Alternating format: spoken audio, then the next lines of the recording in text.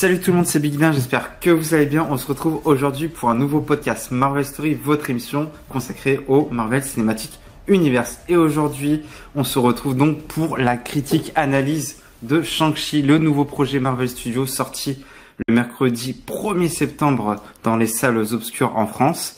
Et puis, comme d'habitude, vous connaissez un peu la manœuvre. On va vous donner donc notre avis global sur le film avant de revenir plus en profondeur et plus dans les détails avec mes deux chers compatriotes, Guillaume et Tobias. Salut les gars. Bonjour, bonjour. Salut, ça va? Ça va et toi? Ah et bah ça va super. Ça va nickel. Bon, un film qui était, on va dire, attendu après la micro-déception Black Widow. Ouais, oui. Donc, un peu plus d'enjeux, un peu plus d'attente vis-à-vis de celui-là, vu que c'est un nouveau personnage, donc ouais.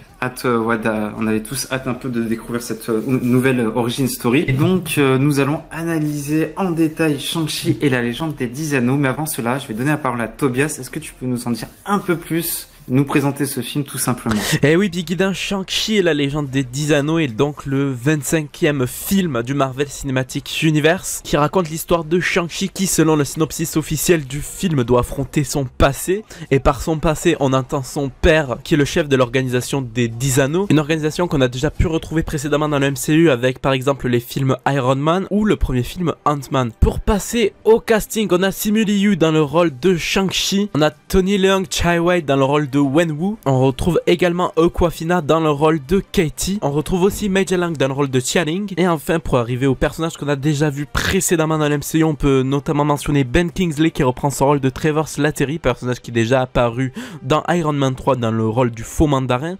On a aussi une courte apparition de Tim Roth dans le rôle de Emile Blonsky, donc qui reprend son rôle de l'Abomination, et on a Benedict Wong qui reprend son rôle de Wong lui aussi. Le film est réalisé par Destin Daniel Cretton qui, avec Shang-Chi et la légende des 10 anneaux, réalise son premier film Marvel. Néanmoins, c'est pas la première fois que Destin Daniel Cretton dirige des acteurs qui ont joué eux pour Marvel, parce que l'actrice avec qui il a le plus tourné dans 3 films qu'il a pu réaliser est Brie Larson. Dans son film juste avant Shang-Chi, il avait fait jouer Michael B. Jordan et Jamie Foxx, donc 2 personnes qui ont déjà joué dans des Marvel, et il avait aussi fait jouer Woody Harrelson dans son film Le Château de Verre. Donc voilà, ça c'était pour la petite anecdote. Je pense qu'on peut dès maintenant passer à nos avis sur Shang-Chi et la légende des 10 anneaux. Eh ben écoute Guillaume, on va commencer par toi.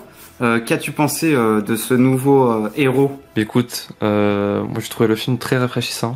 On n'a pas eu quelque chose comme ça depuis Black Panther, je pense. Pour moi, c'est le film un peu réitéré le même exploit en fait que Black Panther, dans le sens où il a produit un joli nouveau univers au MCU avec toutes ces créatures, tous ces décors. Je trouve qu'il est même allé plus loin sur cet aspect-là. Très bon casting, très bonne musique. Je trouve que franchement le film est une très bonne réussite pour moi, une très bonne surprise, et j'ai pas été déçu. Très bien. Et toi, Tobias? Bah écoute, dans la globalité c'est un peu pareil que Guillaume, c'est-à-dire que c'est un film qui a réussi ce qu'il a accompli, même si moi de mon côté j'avoue que j'ai trouvé quelques défauts qui m'ont un peu chagriné lors du visionnage, mais sinon le film est très bon, surtout après un Black Widow où, comme on a pu le dire, ça a été un peu une micro-déception. Franchement, ce Shang-Chi il a envoyé, mais on va approfondir tout ça dans le débat. Eh ben moi je vais vous rejoindre aussi, puisque j'ai trouvé que le film était plutôt réussi, même si tout n'est pas non plus... Ah oui. Il y a des défauts, je trouve, qui m'ont quand même piqué un peu tout au long de la séance. Ouais.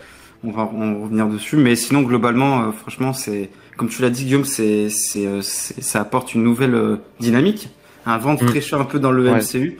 Où on avait tendance un peu à avoir des origin story qui se ressemblaient. Bon, il y en avait quelques exceptions bien sûr, mais globalement, je trouve que c'est plutôt une réussite. Et puis écoutez, on va commencer l'analyse par les points positifs avant de passer aux points négatifs. Pour toi, Tobias, quelle est la grosse réussite de ce Shang-Chi et la légende des 10 anneaux? Alors pour moi, très clairement, c'est Wenwu. Non, franchement, ce personnage, c'est une réussite. Déjà on a toute l'introduction où on nous montre un peu comment il a réussi à conquérir un peu le monde, donc à travers les époques, à travers le temps, toutes les scènes de combat, la façon dont il maîtrise les 10 anneaux, c'est super bien géré, et en plus de ça les CGI sont magnifiques. Enfin bref, tout ce personnage pour moi, il est réussi, que ce soit même le jeu d'acteur, l'interprétation, les intentions du méchant, parce qu'au final, c'est pas juste un méchant pour être méchant. Il y a tout un background, il y a plein de choses qui sont construites autour de ce personnage. On a un peu l'ancien gouverneur déchu qui veut retrouver sa femme parce que c'est la seule chose qui a pu le faire changer dans sa vie. Donc je trouvais que c'était beau et que c'était un bon personnage. D'accord. Et quant à toi, Guillaume, premier point positif, gros point positif de ce film pour toi? Gros point positif, je dirais les combats. Ouais, c'était le deuxième tout. Ouais, voilà, du coup, vu que t'as dit le Wenwu, je vais dire les combats. Parce que je trouve qu'ils ont été hyper bien rythmés, hyper bien filmés, bien réalisés pour le coup, contrairement à ce qu'on a eu dans Black Widow. Enfin, c'est le jour et la nuit. Par exemple, dans Black Widow, on a eu des cuts, 40 cuts par seconde, des gros plans sur des combats, donc ça rend la chose illisible, alors que là, on a des micro-plans séquences qui durent 10-15 secondes, après ça coupe sur autre chose, mais c'est vachement bien foutu, je trouvais, que ça soit la scène du bus, au milieu du film, pour le combat avec la sœur, ou même à la fin avec le combat final. Franchement, gros point fort, je pense, du film. Les chorégraphies sont folles, très inspirées forcément des films de kung-fu, de karaté. Carrément. Et je trouve qu'en fait chaque combat qu'il y a eu dans ce film, en fait, tu vois, on pourrait se dire tiens, c'est la même chorégraphie que sur le début de film, mais en fait elles sont à chaque fois toutes différentes, notamment la dernière, du coup avec l'utilisation des 10 anneaux. Enfin, il y a vraiment un travail vraiment développé sur les chorégraphies de combat, et ça fait du bien d'avoir aussi ce type de chorégraphie qu'on n'avait pas du tout vu dans le MCU. On avait vu des combats corps à corps, notamment dans les films Captain America, mais c'est un autre type de combat.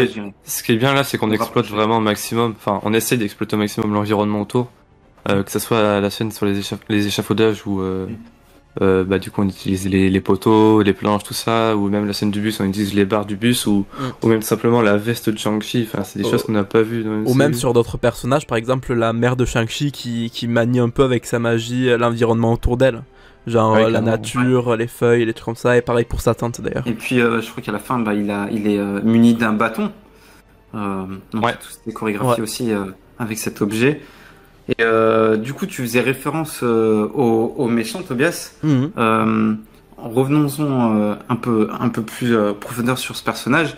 Alors, on nous l'avait un peu teasé dans les bandes annonces, est-ce que ce soit quand même, du coup, c'est une histoire de famille où on a entre guillemets un être charismatique. C'est un personnage très charismatique, comme tu as dit, qui a évolué au fil des âges. Et est-ce que vous avez trouvé sa relation convaincante avec le reste de sa famille, notamment ses enfants? Écoute, moi je trouvais ça convaincant. Enfin déjà de par le jeu d'acteur de Tony Leung qui est incroyable, je trouve, qui incarne très bien ce personnage. Du coup forcément les acteurs en face sont obligés de donner la réplique et s'en sortent très bien, et ça donne beaucoup de profondeur à leur relation, et beaucoup de cœur aussi, je trouve. Notamment la fois où le mandarin il retrouve, enfin le mandarin non, du coup c'est réducteur pour lui. Wenwu il retrouve Shang-Chi à Macao, du coup même la scène de fin où Wenwu il meurt, enfin je trouve ça assez émouvant pour Shang-Chi et même Xialing. Et toi, Tobias? Non, mais moi je suis d'accord dans le sens où c'est très bien géré. Il y a tout ce rapport à la fin du film où au final il se bat contre sa propre création, vu qu'il a fait de Shang-Chi, en fait Wenwu a fait de son fils un peu un assassin, une bête à tuer. Shang-Chi a dit dans le film qu'il a appris beaucoup de façons de tuer un humain, et à la fin justement il se bat contre sa propre création, et je trouve que c'est cool.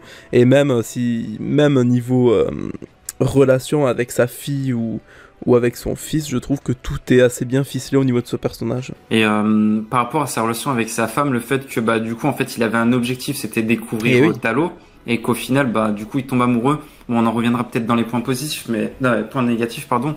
Mais personnellement moi ça m'a un peu dérangé le fait que il avait une motivation assez concrète, à savoir de mettre la main sur ce nouveau monde, et le fait qu'il rencontre une femme, il abandonne ce projet. Je trouvais ça pas très très convaincant, je sais pas. J'avoue que moi je sais pas. Moi ça m'a pas choqué. En Milan, il n'a pas vécu ça du coup, et là c'est la première fois qu'il a ça, donc je pense que ça peut se comprendre. sur un millénaire voilà, son désir de conquête, et d'un coup il se retrouve avec une femme dans un combat qui est assez elle avait une forme de romantisme, je trouve, dans la chorégraphie, c'était voulu, ouais. Voilà, beaucoup de poésie, ouais. Et justement, ça se voyait que... Alors moi j'ai trouvé cette scène un peu chelou quand même. Un peu gênante, ouais, peut-être. Mais il y avait cette forme de désir-là qui reliait les deux personnages, donc je pense que... Oui, après c'est pas... Enfin, en vrai, je peux comprendre que ça puisse gêner, mais j'avoue que c'est pas ça moi qui m'a choqué dans le film. Autre point positif, j'ai envie de dire le visuel. Ouais, notamment les décors qui sont fous quand même. Hein. Qu'on passe d'un lieu à l'autre, j'ai l'impression que on était à chaque fois en émerveillement, notamment à Talo du coup, puisque j'en faisais référence juste avant. Votre avis sur la qualité visuelle de ce film? C'est ce que j'attendais le plus du film en fait, moi. Ouais. J'attendais vraiment de voir cette... Là, je me concentre plus sur Talo, parce que c'est ce qui m'a le plus marqué, mais tout cet univers un peu fantasy, avec des créatures un peu magiques, que ce soit les Maurice, ou les sortes de gros chiens, ou... Je sais pas ce que c'était ces gros trucs là, mais tout ce que je sais c'est que j'en veux une peluche. Des lions, des lions, tu sais, des lions et qui sont un peu inspirés des statues en Asie, voilà, dans les temples et tout. C'était stylé quand mais même. tout ça c'est magnifique, et même les moments à Macao et tout, on a été dans plusieurs environnements différents, mais qui avaient tous son charme en fait. Et quant à toi, Guillaume, pardon, sur le visuel. Bah écoute, j'ai pas été déçu, j'ai même été un peu surpris que ça aille jusqu'à ce point-là en fait. Quand j'avais vu la première bande-annonce du film, j'avais peur que le film soit gris, parce que dans la première bande-annonce on montrait beaucoup de plans à San Francisco, tout ça. Et il s'avère qu'au final, San Francisco ça dure quoi, 20 minutes, une demi-heure peut-être, je sais pas, grand max, et encore et encore ça allait du coup. Une fois qu'on arrive à Macao, il y a des beaux jeux de lumière, des beaux reflets dans les buildings, il y a aussi des jeux d'ombre aussi avec... lors des combats, tout ça, quand il combat, quand Shang-Chi combat Death Leader, donc celui qui a l'espèce de pompon là sur la tête là. Ah oui, ouais. Et ben on est juste derrière un écran de LED et tout, ça fait des belles ombres et des belles lumières. Et puis Talo, très beau décor, en plus c'est un décor réel. Ça a été tourné à Sydney, mais tout ça a été reconstruit. Il y a juste vraiment les paysages en fond qui ont été refaits avec les créatures évidemment. Oui, ouais. Et la mise en scène aboutie. Ouais, je trouve que la photo du film n'est pas trop mal. En même temps, c'est Bill Pop, donc il avait fait Matrix et Spider-Man de Sam Raimi, donc voilà. C'est pas. Je suis content, je suis pas déçu. Ouais, il a des belles références et c'est plutôt bien réalisé, et ça faisait du bien de voir ça justement dans le MCU. Et Tobias, t'en faisais référence au sujet des créatures magiques. En fait, on est plongé dans la culture asiatique, mais à 100%. Je sais pas, il y a un effet traditionnel, tradition asiatique, mais même plutôt cool. Et la musique donne beaucoup cet aspect-là. Oui, la musique, bien évidemment. Mais ouais, pareil, la musique, les décors, aussi les équipements à Talo, j'ai trouvé. Et même les créatures, donc on a des dragons, on a des créatures qui sont inspirées de la mythologie chinoise, c'est ça, je crois. Oui, bah oui. Et enfin, tout l'aspect, c'était voulu, quoi. C'était voulu. Tout cet aspect-là était voulu, et ça a été bien géré. Et également sur les costumes. Moi, je trouve que les costumes, ils sont classiques, je trouve. Ils sont classiques. Je ressens pas une réelle. En tout cas, dans les costumes de Shang-Chi et Xialing à la fin, je ressens pas une grosse tradition. Ok, c'est faire une écaille de dragon, mais on sait très bien que c'est du plastique en vrai. Et que du coup, ça se voit un peu, j'ai l'impression, tu vois. Mais il y a ceux qui tiraient à l'arc, justement, des kimonos ou des trucs comme ça. J'allais y venir justement. Par contre, les costumes des villageois de Talo sont très beaux, je trouve, en rouge comme ça, et du coup, ça permet de bien les démarquer de ce vert paume un peu du décor.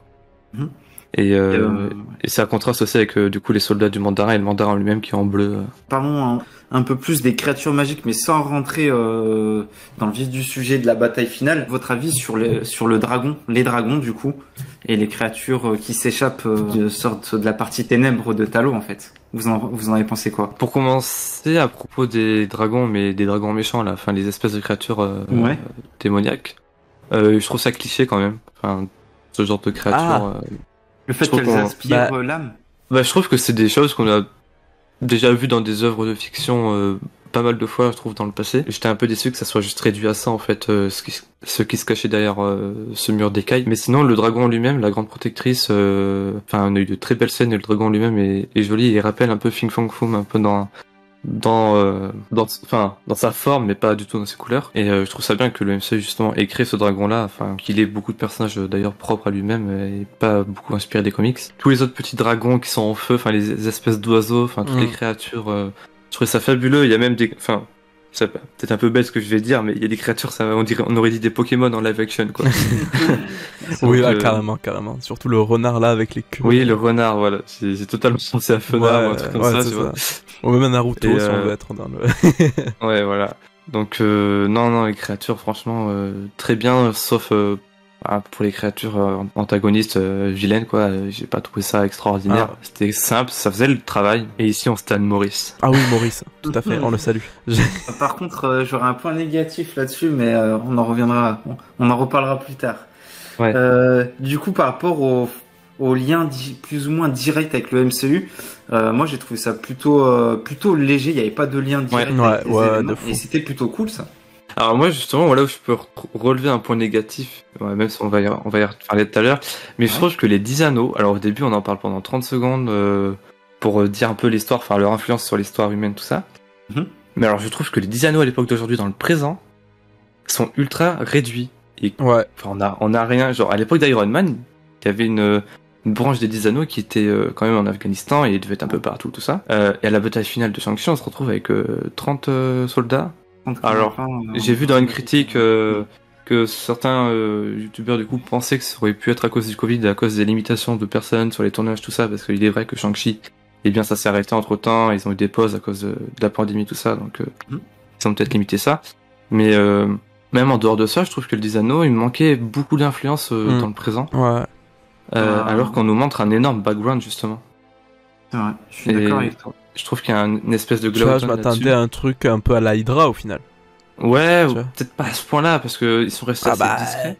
Oui, ouais. Mais genre vraiment, j'ai l'impression que la Chambre Rouge a eu plus d'influence parce qu'on nous montre qu'ils avaient vraiment des agents dans tout le monde entier, mais dans le présent, alors que les 10 anneaux, oui, ils ont peut-être des agents dans le monde entier, mais on nous l'a pas montré, quoi. Ouais. Ou est-ce que du coup, justement, ça va être en rapport avec la seconde scène post-générique sur le fait que ce soit repris par. J'espère que ça va être développé par la suite, du coup. Et à voir comment vont réagir tout le reste des 10 anneaux sur la planète. C'est vrai qu'on pouvait s'attendre à plus de connexion au niveau de l'organisation terroriste en elle-même. Ouais, juste ça, tu vois, j'aurais bien voulu plus de liens qu'Iron Man 1. Ce que je trouve dommage aussi, c'est que dans Iron Man 1, il y a Raza, là, vous savez, je crois qu'il s'appelle Raza, je crois. Le terroriste, c'est ça.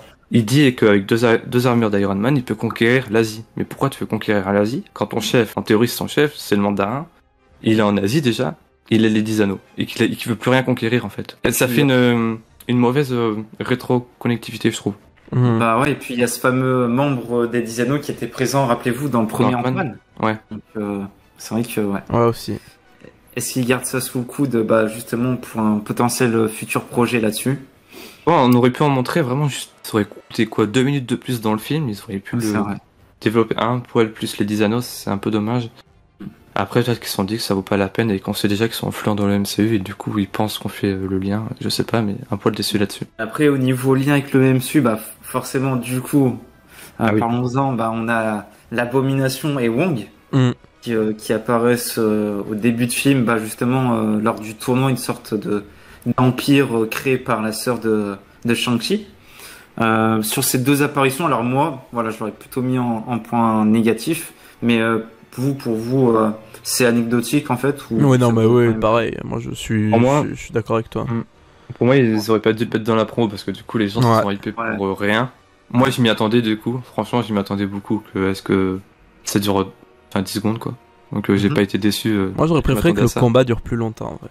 Mais en fait, il lui faut juste un point dans la gueule et puis. Ouais, voilà, il y a juste les lignes de dialogue qui ont été coupées dans le combat, quoi, c'est tout.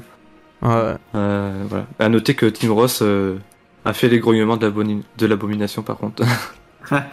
Donc, il a été payé pour faire ça. De toute façon, on sent que. $1 million de dollars.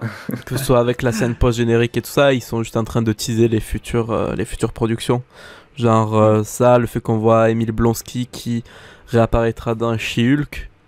C'est pour nous rappeler un peu que les personnages sont là et tout, je pense, et nous dire dans quelle situation ils sont actuellement, parce que c'est vrai qu'on n'avait aucune idée d'où en était l'Abomination. Et là, on n'en a pas trop toujours idée en vrai, mais. Bah ouais, Enfin, on puis sait toujours là, pas. à la fin du combat, ben justement, on voit Blonsky rejoindre Wong dans une sorte de vestiaire, un truc comme ça. Hmm. Enfin, je sais pas, Ouais, c'était. je sais pas Moi, c'était quoi, mais. je trouve que c'était quand même. Enfin, je sais pas. Ça m'a pas. Je sais pas, j'ai Et, été un peu déçu, même si, bah forcément, j'en attendais pas non plus grand-chose, mais je sais pas. Petite pointe de cette déception là-dessus. et pour ajouter un petit truc encore pour me faire le gars tatillon, mais pourquoi Wang s'essaye à faire des combats comme C'est ça? ça. Aussi, ouais, bah oui. Franchement, ouais. Donc, ça sera probablement dit dans les prochaines productions, mais du coup, pour l'instant, bah, ça, c'est pas bon pour le film. Ouais. Et, autre lien avec le MCU, avec les anciens films, bah forcément l'apparition bah, de Trevor Slattery, interprété par Ben Kingsley. Alors, pareil, du coup, bah, on s'écarte un peu, mais pour moi c'était un point négatif, mais pour vous, Un peu des deux, je trouve. Ah, moi j'ai bien aimé. Je sais pas. Ouais. bien aimé, t'es bien. Enfin, Ah du ouais, coup, ouais. ça reste toujours le même clone que dans Iron Man 3. Ah oui, oui, ça c'est sûr. Ce qui est bien, c'est que du coup, ça, je vais pas dire le mandarin du coup, mais Wenwu a été le chercher. Enfin, il a fait évader de prison, tout ça, donc ça donne un peu d'importance au court métrage qui a été fait après Iron Man 3. Par contre, pourquoi dans le court métrage d'Iron Man 3, il dit que le vrai mandarin existe alors qu'il se fait pas appeler le mandarin? Parce que c'est l'image qu'ils ont du chef des 10 anneaux. Et qu'ils connaissent pas ouais, son vrai nom, du coup ils disent le vrai mandarin existe. Voilà, je pense que c'est ça. Ouais. c'est possible. Putain, tout le monde va croire que je suis tatillon alors que je suis sans doute celui qui a le plus aimé le film dans les trois. Mais ouais, moi, ce caméo, je sais pas, je l'ai trouvé aussi décevant. En fait, je m'attendais pas à ce qu'il ait autant de minutes À à l'écran. l'écran. En fait, Ouais. je me suis dit, bah en fait, on va juste le voir se faire peut-être exécuter ou un délire dans le genre. Et en fait, ils l'ont gardé parce qu'apparemment, il a un talent C'est le d'acting. bouffon, quoi. Ouais. Voilà, c'est le Ouais, bouffon voilà, du roi. ça déjà, j'ai pas trouvé ça terrible.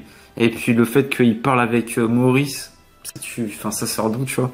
Enfin, Ah, oui, oui, ouais. moi j'ai bien aimé la scène où il était dans la voiture. Et à un moment il était vraiment sérieux, il disait droite, gauche, droite, tout droit. ah oui. gauche. Ah, c'était le GPS quoi. C'était pas- Ouais voilà. Mais il était plus sérieux et c'était bien. Bah, en vrai, moi je n'attends. Enfin. T'avais aucune attente? Bah, non, c'est pas ça. C'est que moi je m'attendais pas à ce que ce soit un personnage sérieux. Genre dans Iron Man 3, tu le vois que c'est juste un Ouais. bouffon. Donc je comprends pas en fait pourquoi c'est décevant qu'il soit comme ça. En fait, moi, ce qui m'a déçu, c'est pas de le revoir en bouffon et tout. Ce qui m'a déçu, c'est qu'il ait autant de temps d'écran pour ça au final, tu vois. Ah oui, non, mais après Au c'est final, juste un personnage.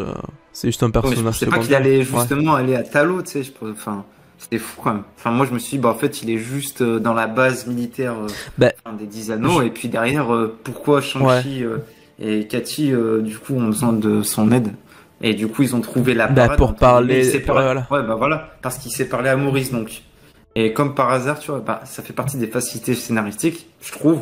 Et bah, comme par hasard, du coup, bah, ils vont à Talo, alors que, bah, justement, Wenwu, il avait Trevor sous la main et il lui a jamais dit qu'il parlait à Maurice, tu vois. Ouais. Ah, je sais pas. Après, Après, moi, je suis tu vois, aussi tatillon, Guillaume, j'ai tu bien vois, aimé. ce genre de trucs J'ai qui bien sont- aimé parce que ça rajoutait peut-être un peu de légèreté, un peu d'humour à la Marvel comme ils savent faire, mais cette fois c'était Ouais. du bon, pas comme Oui. le mauvais humour qu'on a pu avoir pendant tout le film. Là, j'ai trouvé que les interventions humoristiques de Trevor, c'est bien rythmé, Mais je trouve, elles jouaient bien dans le rythme. Enfin voilà, c'était cool. Je te rejoins là-dessus, mais moi, ce qui m'a déplu là-dessus, c'est que je m'attendais pas à ce qu'il ait autant d'importance et ce que justement, ce soit lui, entre guillemets, la porte d'entrée à Talo, tu vois. Ah ouais. C'est ça qui m'a déçu, c'est plus ça. Et puis au niveau référence MCU, je crois qu'on a fait le tour sur le film, sans parler des scènes post-génériques. On a cette mention justement lors d'une rencontre au resto, où justement on disait que bah il y avait la moitié de la population qui avait été effacée, donc ça met en lumière le fait que le film se déroule bien après Endgame. Au niveau point positif, je crois que c'est toi qui en as parlé, Guillaume, la bande son qui est juste Oui, oui. En reprenant des tonalités asiatiques, et ça mélange un peu aux musiques traditionnelles, modernes. Plus petit moment de DJ là. Non, c'était bien sympa et je trouvais que les musiques s'accordaient vraiment très très bien au combat aussi. Et venons-en du coup à l'artefact en lui-même des 10 anneaux. Franchement, c'était lourd. Oui. Oui, c'est sûr, Ouais. mais bah, en vrai, j'étais un peu déçu qu'ils les gardent à la fin. Ah ouais? Ouais, moi je m'attendais à ce qu'ils les utilisent uniquement pour ce combat, puis qu'après on soit à nouveau juste dans de la pure maîtrise des arts martiaux. Mais le fait qu'il ait justement ce gadget, enfin, En vrai, je les trouve que gardera c'est pas, bien. je pense, hein. Ah, ben, moi, justement, je pense que si, il va les garder comme arme. Ah, je pense pas, moi, je trouve. Je pense que justement, il Bah, va. il aurait fallu qu'il les jette à la fin du film s'il voulait montrer qu'il les utilisait plus, quoi. Et je pense que justement, ça serait une mais- trop grosse arme et qu'ils sont indestructibles et du coup, ça va être un peu le cœur du deuxième film, peut-être, avec cette pause générique, enfin, cette scène pause générique qui nous utilise éventuellement Ok. quelque Bon, chose. bah alors j'ai rien dit. Mais ouais. On en reparlera tout à l'heure, mais. Mais sur l'utilisation en elle-même des anneaux, moi j'ai trouvé ça fantastique le fait que bah du coup Wenwu il l'utilise pour rebondir, pour frapper. Franchement, j'ai envie de dire toutes les caractéristiques des 10 anneaux, bah elles ont été mises en place hein, dans ce film. Ah oui, c'est sûr. Ouais. Mais après, C'est elles fou, sont là, largement modifiées elles sont largement modifiées du MCU aux comics. Mais sinon, c'est. Ouais. Elles sont quand même vachement bien. Genre, j'ai bien aimé l'adaptation et d'un côté, c'est vrai que ça aurait fait un peu trop répétitif avec les gemmes de l'infini, comme on a pu en parler avec Captain Popcorn dans un des derniers podcasts. Et d'ailleurs, c'est pour ça, du coup, qu'ils ont pas fait. Ouais. C'était confirmé par un producteur, donc ouais. Après, est-ce que vous avez d'autres points positifs? Peut-être la bataille finale qui est réussie. Oui, et puis les VFX, globalement, sont assez bien. Ouais, la bataille finale est très. Le climax, c'est assez long, je trouve. Ouais. À un moment, on a l'impression que c'est fini, puis il y en a encore. Alors que. Enfin, ouais, Moi, j'ai pas eu cette impression. Mais non, mais c'est pas un défaut. J'aime bien quand c'est long, justement, à la fin, le climax. Ok, bah. T'en as plein, c'est bien. Miam, miam, fais manger. Voilà, exactement. Mais ouais, bataille finale plutôt bien réussite. Un mot sur les personnages secondaires, notamment le personnage de Cathy. Alors là, Oula. on commence par quoi? C'est négatif Oui. pour vous? Ah oui, Eh oui. clairement. ben, je vous propose de passer au point négatif. Allez, c'est parti. Sur Cathy, du coup. Qu'est-ce qu'elle a fait? Elle est mal habillée. Non. Qu'est-ce qui ne vous a pas plu sur ce personnage? Bah, alors moi, de mon côté, ce personnage, et genre c'est juste bon, évidemment, c'est un personnage qui est là en tant que soutien au personnage principal, c'est cool, voilà. Elle crache, genre je trouve que ça... Non, c'est pas sur le scénario qu'elle crache sur le rythme du film, en fait.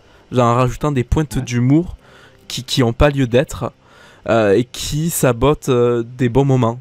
Et ça, c'est pas que le problème de Cathy, c'est aussi un problème qu'il y a dans le film. Je pense notamment avec le moment où Shang-Chi, il est dans l'avion et justement, il parle à Cathy de sa première mission, tout ça. Et il est coupé en plein milieu par l'hôtesse de l'air qui demande si elle veut du bœuf végétarien ou je sais pas quoi. En plus, la scène, elle dure 10 000 ans. C'est... Les trucs comme ça m'a saoulé, et cette scène là, même si c'est pas Cathy qui le fait, c'est caractéristique pour moi de Cathy, de pourquoi je l'aime pas et pourquoi ce personnage il sert à rien. C'est absolument terrible. Et toi, Guillaume? Bah ouais, pareil. Après, je trouve que son humour fonctionne plutôt bien, et justement, je trouve qu'il amorce pas trop les situations, notamment à la fin. Mais ce que je trouve chiant, c'est c'est le personnage en lui-même est chiant. Enfin, c'est pas son humour de temps en temps, mais je trouve que. Mais après, son humour, c'est pas tout le long qu'il est catastrophique, mais la plupart, enfin, les quelques fois où ça me l'a fait, ça m'a juste sorti du film, en fait. Ouais. Moi, ce que je trouve, dans le film, c'est vraiment un poids pour Shang-Chi, genre pas pour lui moralement, mais. Il doit toujours la sauver, en fait. Oui, voilà, c'est ça. Et, donc, par contre, ce qui est vraiment bien, et ça on l'a pas dit en point positif, c'est qu'il n'y a pas eu de love story dans ce film, et c'est que du coup... en vrai, je pense que limite j'aurais préféré, en vrai.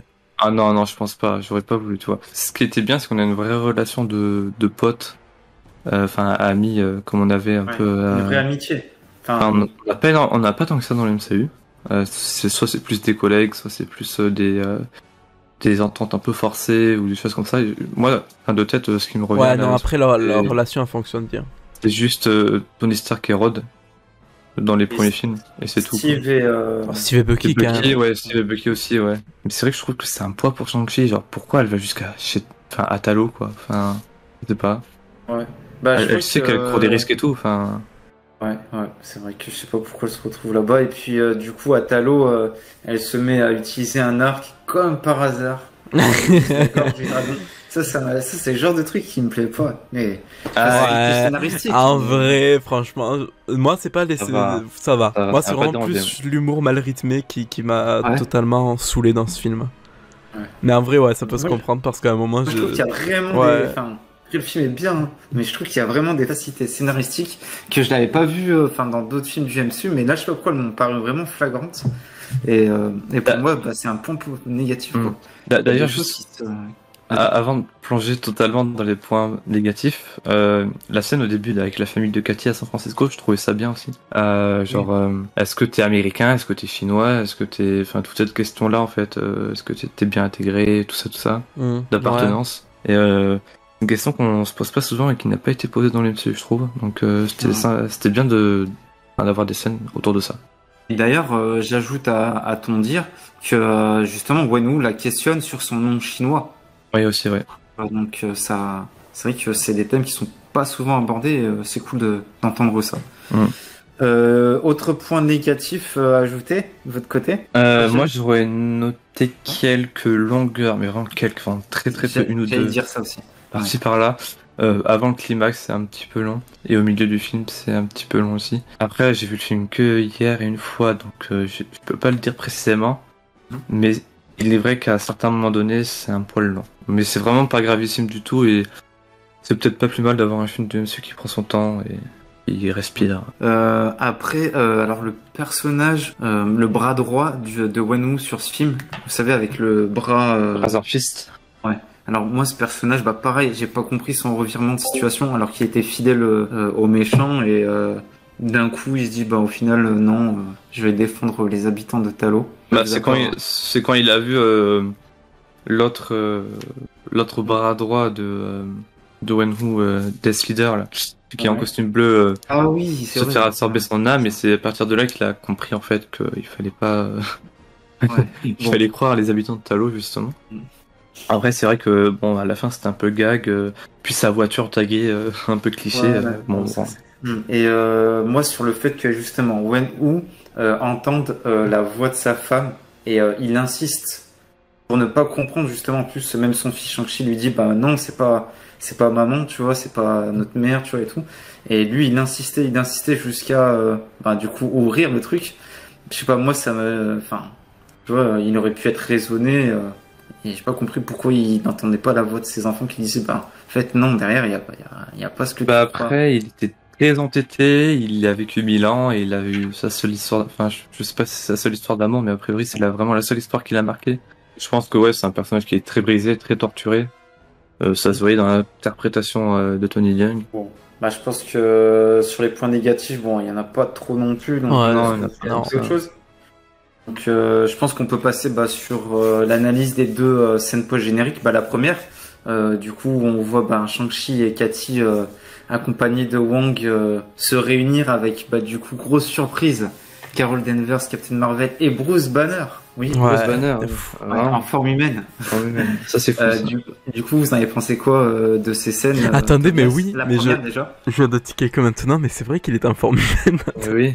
Il y a de l'espoir pour Hulk, ça y est. Mais attends, mais waouh, d'accord. Déjà, c'est vrai que j'avais pas fait attention que après Endgame, Banner. Je pensais que c'était Prof Hulk, en fait. Ouais. J'avais. De quoi? Non. Je pensais que c'était Non, c'est juste que j'avais oublié qu'il devenait Prof Hulk et que du coup il redevenait pas Bruce Banner, mais c'est vrai que. Ok, ouais. D'accord. Du coup, non. Maintenant que je me suis rendu compte de ce point, ça change absolument tout. J'ai aucune idée du coup de comment on en est arrivé là et de qu'est-ce qui va se passer par la suite. En tout cas, on sait. De toute façon, il y a eu l'Abomination. Là, on voit Bruce Banner. On va introduire petit à petit les futures productions comme She-Hulk. Pareil pour The Marvels avec avec Carol Danvers qui doit partir parce qu'elle a une urgence. On imagine que elle va rejoindre l'intrigue de son deuxième film. Et sinon, pour les 10 anneaux, par contre, j'ai aucune idée d'où ça va en fait, personnellement. Ouais. Et toi, Guillaume, sur la première scène? La première scène très sympathique. Du coup, on peut bien se lier avec le retour de Bruce Banner et de Captain Marvel, qui ont un petit peu changé depuis Endgame, donc on se doute qu'il y a un peu de temps qui s'est passé du coup. Ses cheveux ont poussé déjà. Ouais, mais après, tu vois, Captain Marvel. C'est pas une humaine normale, donc on sait pas quelle vitesse ses cheveux se boostent. Ouais. Donc ça se trouve, elle les fait pousser quand elle veut. Hein. C'est peut-être le pouvoir caché. Ça, tu vois, c'est. Ouais, c'est vrai que c'est pas un indicateur temporel fiable. Ouais. Par contre, ce qui pourrait être, ce qui est vraiment bien, c'est que Bruce Banner est sous forme humaine. Ce qui veut dire qu'on peut avoir le retour de Hulk. Et il a toujours ses séquelles au bras du coup, sur Snap, malgré sa forme humaine. Donc à voir si quand il va redevenir Hulk, il les aura encore aussi en Hulk ou seulement sous forme humaine. Après, je sais pas. À voir si du coup la série chez Hulk se passe avant ou après le film aussi. Ça après, je pense, je pense après avec l'abomination, tout ça. Bah du coup, il faudra nous expliquer pourquoi il est repassé en forme humaine. Hein. Bah, j'espère qu'on aura l'explication. Ouais, je pense qu'on aura l'explication parce que sinon, ça veut dire qu'on a eu la transformation Prof Hulk hors champ. Et la transformation, enfin la retransformation en forme humaine hors champ. Non, mais on l'aura hors champ, mais ils vont nous expliquer.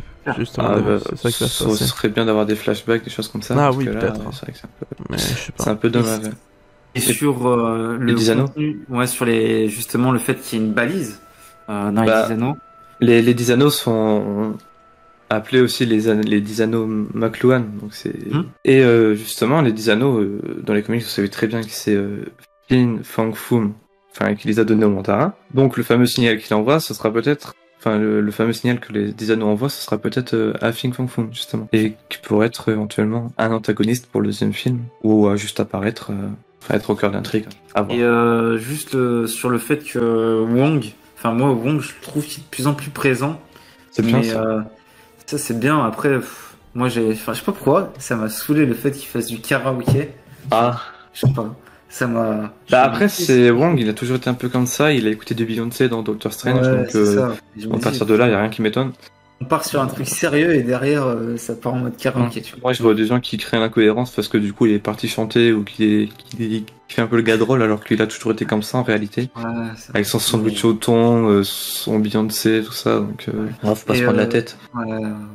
Et quand à la seconde scène post-générique, du coup, on a la sœur de Shang-Chi qui reprend les rênes de son père à la tête de l'organisation des 10 anneaux. Et clairement, à la fin, on a les 10 anneaux reviendront. Pour le coup, moi, je me suis dit que, je sais pas pourquoi je l'ai vu venir le fait qu'elle reprenne les rênes. Je m'attendais pas à ce que l'organisation disparaisse à la fin du film.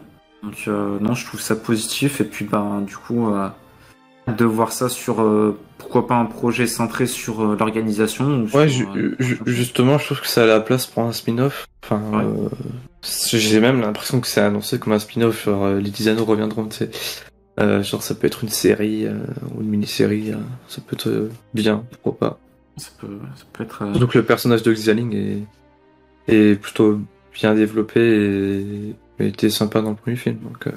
Bon, je pense qu'on a fait le tour de cette review. On a fait le tour. Écoutez, je vais vous demander une petite note sur 5 pour noter Shang-Chi, la légende des 10 anneaux. On va commencer par toi, Guillaume. Tu donnerais quelle note? 4 sur 5, je pense, parce que c'est vraiment un film que j'ai bien apprécié.